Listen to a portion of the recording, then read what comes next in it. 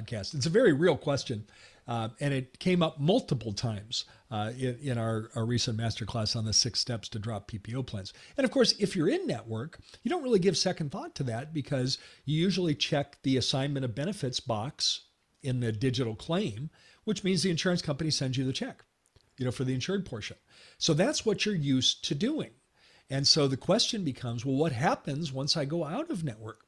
Well, I wish I could give you an absolute, answer that happens the same every time. However, as is an appropriate answer for many questions, to answer that question, will the insurance company continue to send me a check? It depends. That's my answer. Some will, some won't. Many insurance companies will continue to assign the benefits to you once you're out of network. Many will. And of course, that's a favorable situation. That's better for you and better for your patient. Would you agree with that, Naren? Yes. That way, the patient doesn't have to pay and then get reimbursed. Right. That's the better of the two options. So basically, it comes down to two options. They'll either send you the check or they won't. And if they won't send you the check, then they're going to send that directly to the patient. The latter, if it goes directly to the patient, Delta will always send the check to the patient. So we know that. We know that through our history of having done this with many offices. And they do that as a nuisance. Let's just face it. Let's call it what it is. It's a nuisance to you. And that's why they do that.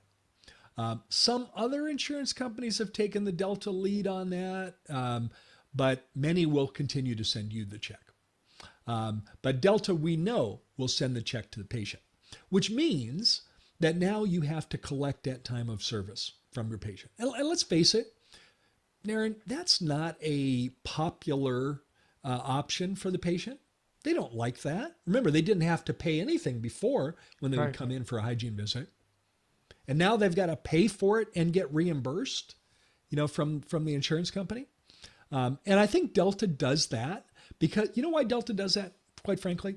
Because they know that act alone will stop some dentists in their tracks from going out of network with Delta.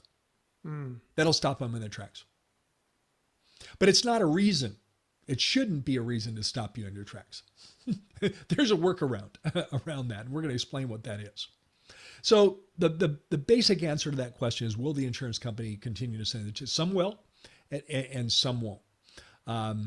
You can contact the insurance company when you go out of network, when you resign, and ask them that question. They won't always give you a straight answer, but you'll find out very quickly once you're out of network.